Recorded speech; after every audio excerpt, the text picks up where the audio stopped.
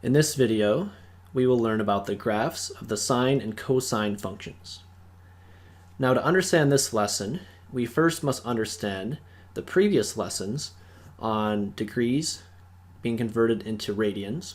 So make sure you know how to do that, and make sure you know the basic sine and cosine different functions. So sine of like 30 degrees, 60 degrees, 90 degrees, and cosine of all those and all the other angles as well. So once we have that down, we can then build off of that to then graph the sine and cosine functions. Now, beginning with the graph of sine. Here we have a little chart. We have x in the first row, and then we have y equals sine of x in the second row. And what we're going to do is we're going to create a graph of this. So here we see the x-axis with the different radian measures of all the different angles, the common angles we need to have memorized, starting with pi over 6, or 30 degrees, all the way to one complete revolution, which is 2 pi. So we have all of that, and then the y-axis we have up here 1 and -1. And what we're going to do is we're going to plug in these different values for x, so pi over 6, pi over 3, pi over 2, etc., and then figure out what y would equal. So for example, if you plug a 0 in place of x, that would give you y equals the sine of 0, which would equal 0. And then if x is pi over 6, we would have sine of pi over 6, which would be 1/2 for y. So when x is pi over 6, y would equal 1/2. We can do that for each of these different angle measures. So for pi over 3, sine of pi over 3 is the square root of 3 over 2. We can graph that to get this point. And then just continue on with pi over 2. We would have 1, 2 pi over 3, we would have square root of 3 over 2. 5 pi over 6, we would have 1/2 again. And then pi, we'd be back to 0 right here. And then we continue with 7 pi over 6, and sine of that would be -1/2. 4 pi over 3, the sine of that would give you negative square root of 3 over 2. 3 pi over 2 would give you -1. And then when you have sine of 5 pi over 3, we would have negative square root of 3 over 2, which we would have graphed right here. And then we would do 11 pi over 6. That would give you -1/2. When you take the sine of that, we can graph that right here. And then 2 pi, sine of 2 pi would be back to 0. And we can put that right here. Notice that when you plot all those points on this graph, we would have a curve created, and we can connect those dots with this graph right here. So notice what we have is this curve, and one complete cycle would take you right back to where we started. We started at 0, we finish at 0 down here. And this would continue if you went past 2 pi. It would keep going up here and back down, etc. Now let's talk about the properties of this sine graph. So first off, realize that the domain is all real numbers. You can plug in any value for x. Okay, it doesn't matter what it is, we can plug in anything. The range of the graph we just put up is anywhere between -1 and +1.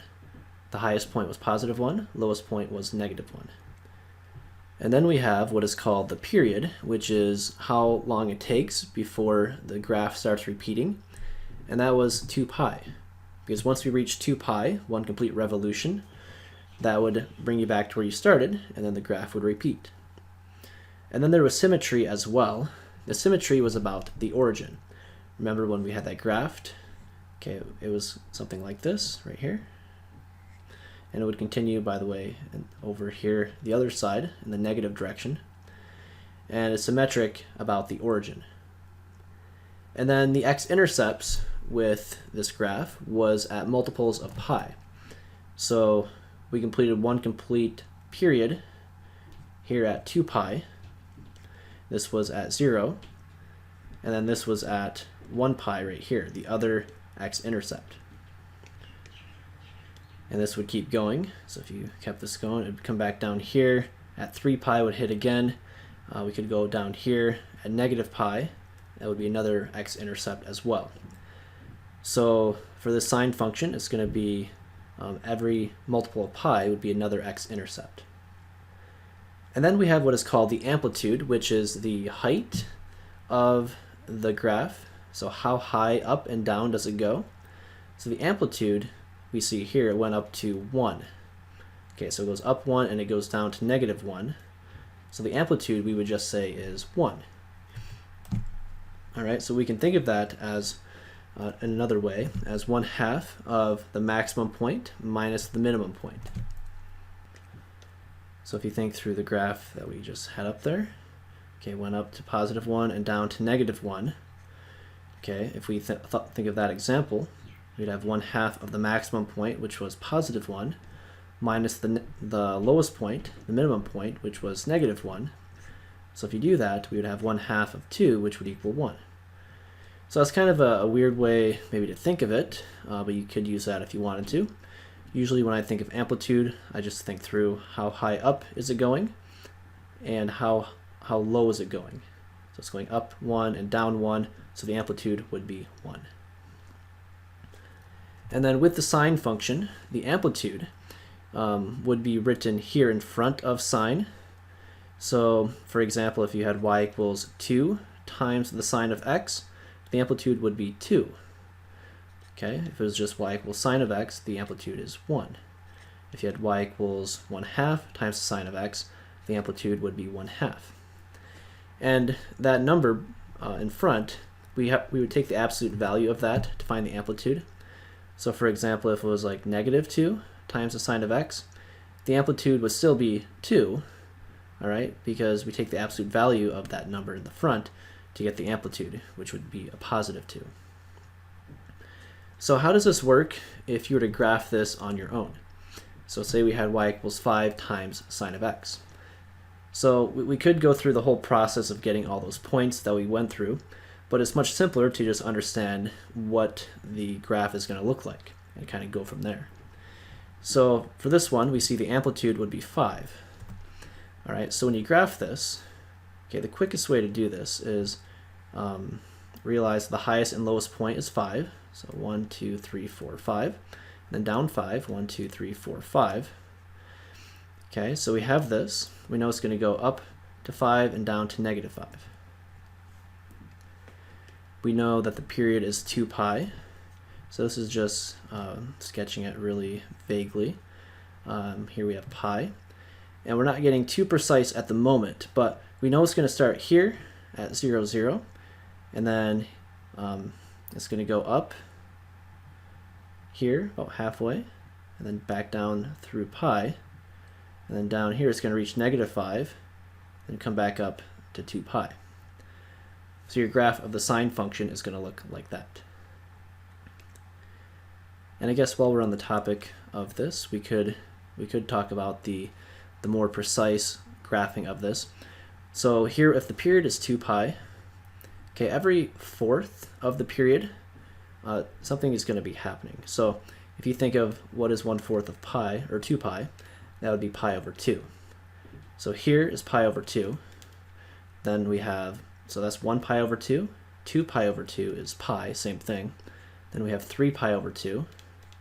And then we have 4 pi over 2, which is 2 pi.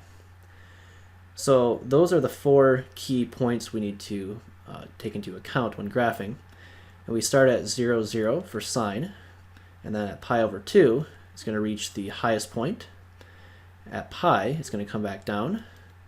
It's going to be the intercept. It's going to go through, and at 3 pi over 2, it's going to reach the lowest point here at -5. That's going to come back up through the point of 2 pi. So using that information, we can get the graph very quickly. And then if it was a negative, let's say it was a -5 sine of x, it's going to be the same idea, but instead of going up first and then down, it's going to go down first to the lowest point at pi over 2, then come back up through the point of pi, and then it's going to come back up to the highest point at 3 pi over 2, then back down through 2 pi. So the negative indicates that it's going to start going in the negative direction first, and then come up and then back down. So the amplitude we were talking about, that affects the height of the graph. And now the horizontal component is affected by the period. So for example, here we see two different graphs. Look first at the blue graph. The blue one is y equals sine of x. Notice what we have is the graph that we had put up previously. So that's the typical graph. But then here in green, notice that we have y equals sine of 2 times x. The 2 being multiplied with the x right there, that is affecting the period. The period of sine of x was 2 pi, right? It takes 2 pi to complete one complete cycle. But with sine of 2x for the green graph, notice it goes up, down, and back up right here by pi. So between 0 and pi is completing one complete cycle. So this number being multiplied is affecting the period of the graph. And the period can be determined by that number, by the 2, by doing the following. We can do period equals 2 pi divide by the absolute value of b, where b is the number multiplied with x. So in this example, when we had y equals sine of 2 times x, 2 is your b value. So to find the period, we would do 2 pi divide by the absolute value of 2, which is 2. So 2 pi over 2, which is equal to 1 pi. So the period is 1 pi, and we can determine that based off the number being multiplied with x. Now for another example, here we have our original blue graph again down here. That is y equals sine of x. And again, the period is 2 pi, as we discussed. But then in green, we have sine of 1/2 x. So again, with this one, the 1/2, notice the period now is actually much greater. Everything is stretched out. So it takes all the way from negative 2 pi all the way to positive 2 pi to complete one period, which is a total of 4 pi. And again, we can get that number without looking at the graph, because if we did the period equals 2 pi over absolute value of b, where b in this case, for sine of 1/2 times x, the b value is going to be 1/2. We can plug that in. We would have 2 pi over the absolute value of 1/2, which is 1/2. So 2 pi divided by 1/2 is the same thing as multiplying by the reciprocal, which is 2 over 1. And 2 pi times 2 is 4 pi. So again, we can find that period to be 4 pi by plugging in that b value into this little equation, where we have 2 pi divided by the absolute value of b. So now let's put together the amplitude and the period both being affected into one example.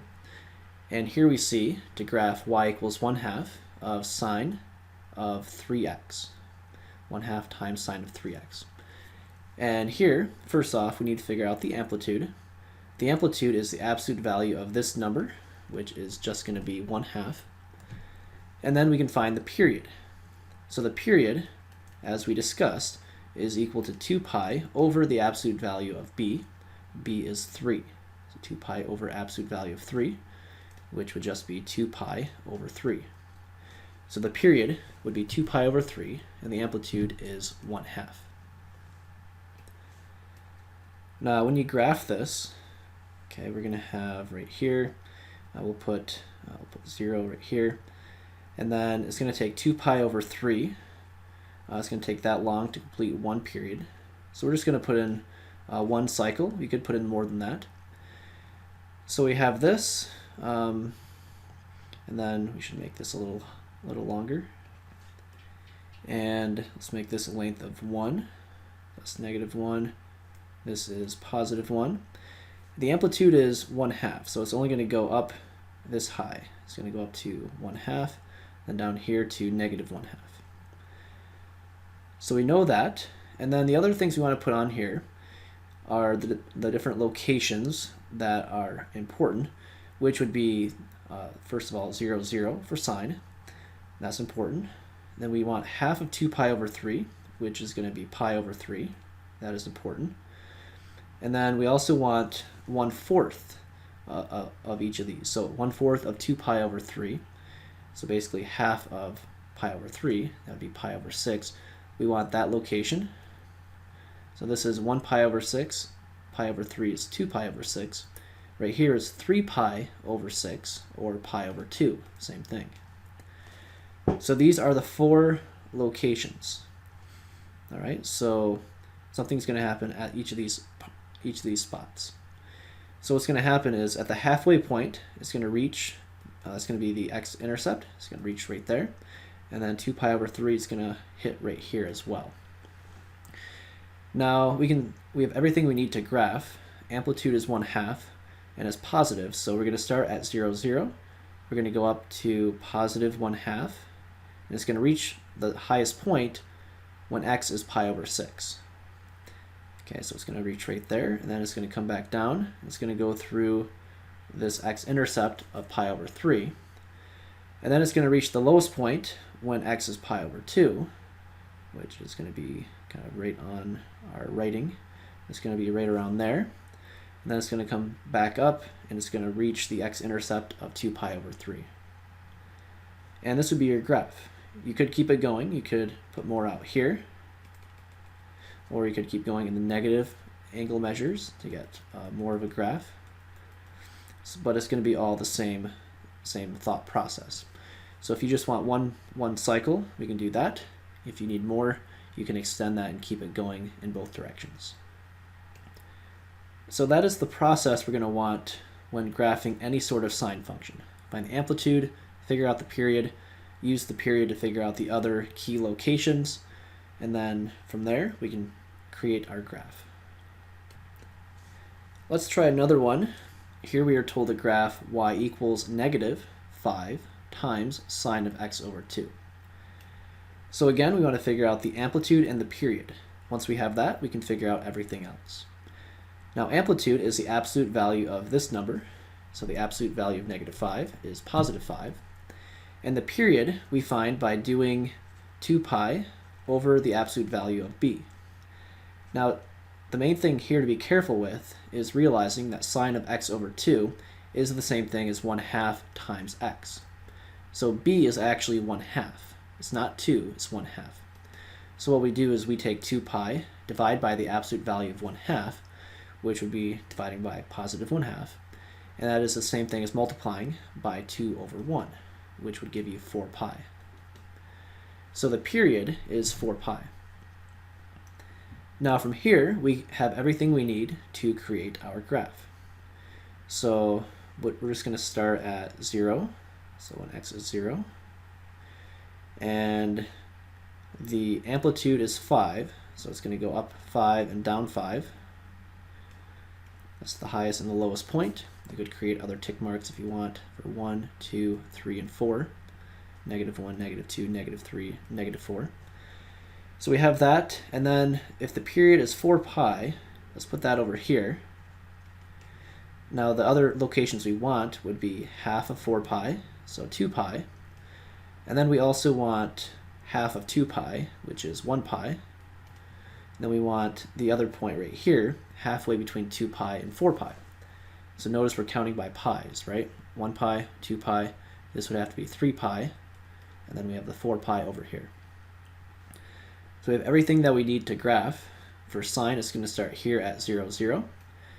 And then because we have -5 for the amplitude, we're going to start by going in the negative direction.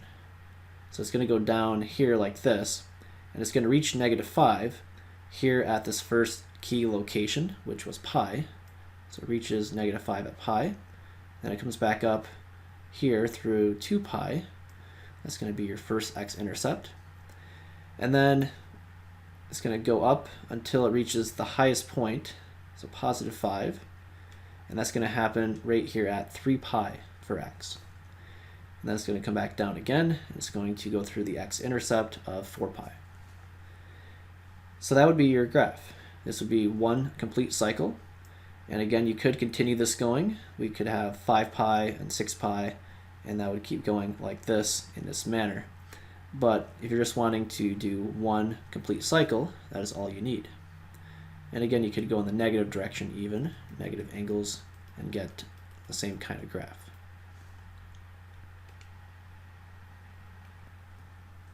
So we've talked about graphing a sine function, and now we're going to talk about graphing cosine. If you can graph sine, you can graph cosine because it's basically the same kind of concept, same thing, except the main difference is we're starting at a different starting point.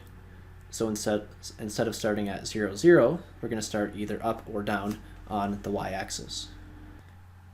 So just like we did with the sine graph, we can do the same thing here where you are trying to plug in different values for x and figure out what y values we get, and then we can plot this on the graph. So if we do that, you can have x equaling 0, so cosine of 0 is 1. You can plot that point. And then we have cosine of pi over 6, gives you square root of 3 over 2, and that gives you this point. We just do this for all these different values for x, and when you do that, you see the shape of the graph starting to take place. So we just do it for all of these, and we'll let you do that on your own if you wanted. It's just kind of tedious. But notice that what's going to happen is we're going to have all these different points right here. So if you connect those points with a curve, this would be your graph of cosine. So notice it's the same idea as with sine, but here we're starting at the highest point of positive 1, and then we're going down through the x-intercept, and then it continues down to the lowest point, back up through the x-intercept at 3 pi over 2, and then all the way up to 2 pi. So that is what the graph would look like. So again, with sine, we would start at 0, 0, we would have our curve. Cosine, we start either up at our highest point or down at our lowest point. So most of the properties of a cosine graph are all going to be the same as with sine. The domain, your x values, is all real numbers. You can plug in anything for x. And the range is still anywhere between -1 and +1. That is the highest and lowest points. The period is still 2 pi. The main thing different is the symmetry is going to be about the y-axis as opposed to the origin, right? Because your graph starts up here, it's going to go down like that, it's going to go like this. Notice that it's symmetric about this y-axis right here.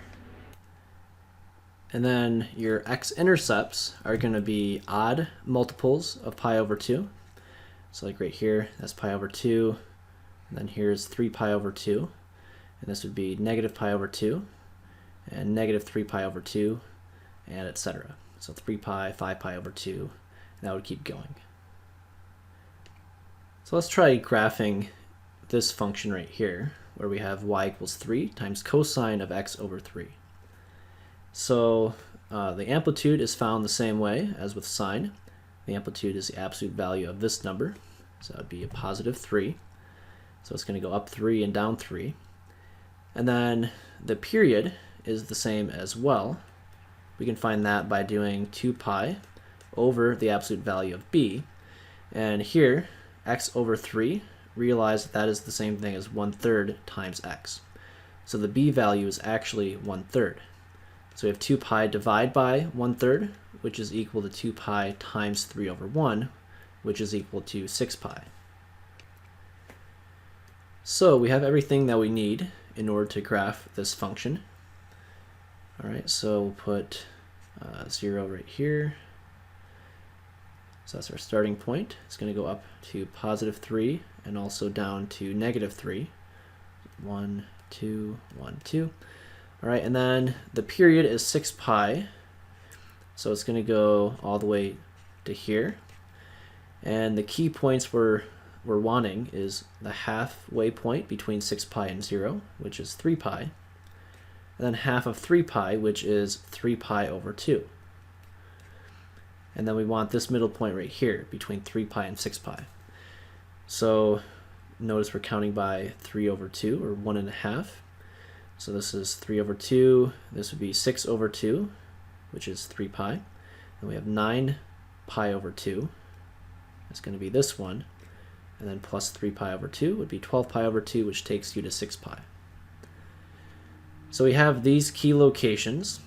And with cosine, we're going to start up here at our highest point, which is 3, because the amplitude is 3. If this were a -3, we'd start down at -3 down here. but because it's a positive 3, we're starting up at the highest point. And then what we're doing is we're going to go through here. We're going to go through this point, and then we're going to go down all the way to the lowest point, which is going to be -3, and that's going to happen here when x is 3 pi. And then it's going to start coming back up. It's going to go here through 9 pi over 2, and then it's going to reach the highest point when x is 6 pi. So that is one complete cycle. And we could keep going. We could carry this on to get this right here on the right, and then this over here on the left. But if you just want one cycle, all you need is what you see with the solid curve. Okay, the dotted part is extra, but you could put that if you wanted. And as we mentioned, if this were a negative here, so it was a -3 times cosine of x over 3, we would start down here at -3. We'd go up this way through 3 pi over 2, reach all the way up here to +3 when x is 3 pi. Then going to go back down through 9 pi over 2, and then it's going to reach the lowest point when x is 6 pi. And again, we could continue that if we wanted, past one cycle, but all we need, unless otherwise specified, is just one cycle when graphing. Now, another type of graph worth mentioning is the absolute value of sine of x. So the absolute value of sine or cosine, the same concept would apply. And basically what we're doing is we take whatever function we have, so we graph sine of x, and we see that here, where the sine of x would be this curve. Oops. So this curve right here is the sine of x. Not a very good trace job, but that would be your sine of x. And then the absolute value makes the y value positive.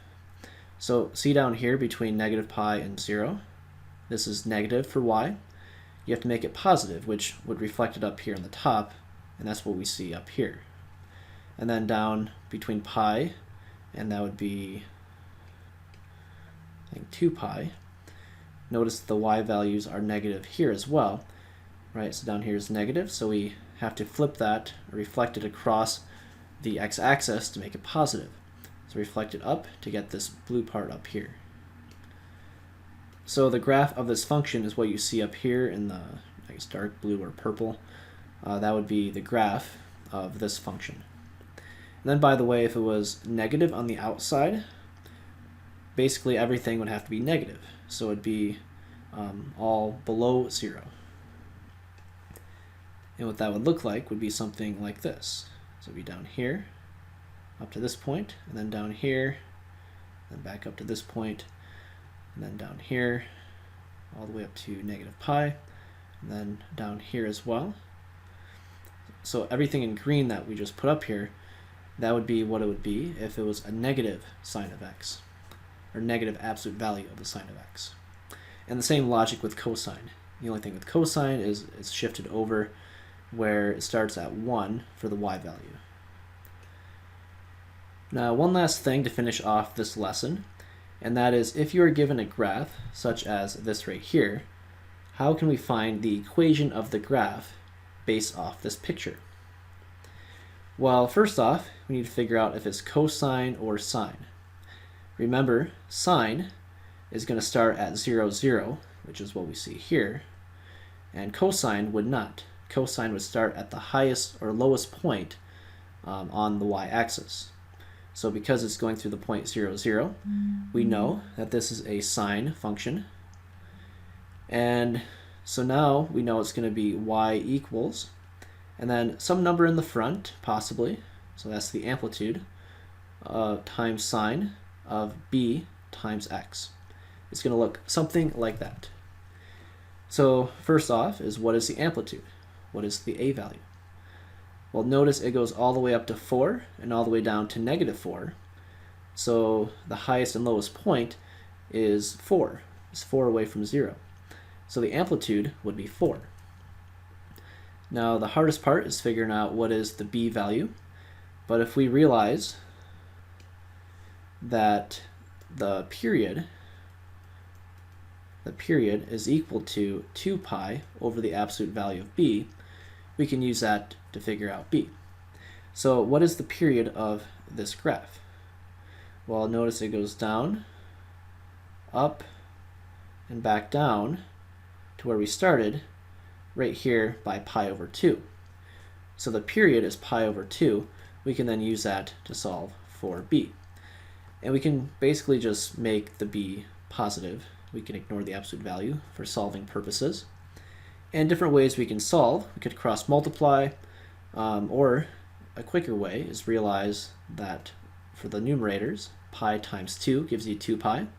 So on the bottom, 2 times 2 would equal 4. So b would equal 4. The amplitude is 4, which, by the way, we should have noted. We have to figure out if it's positive or negative.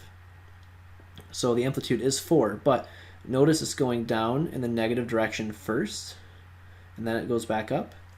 So that a value would actually be a negative 4. So a is negative 4, b is positive 4.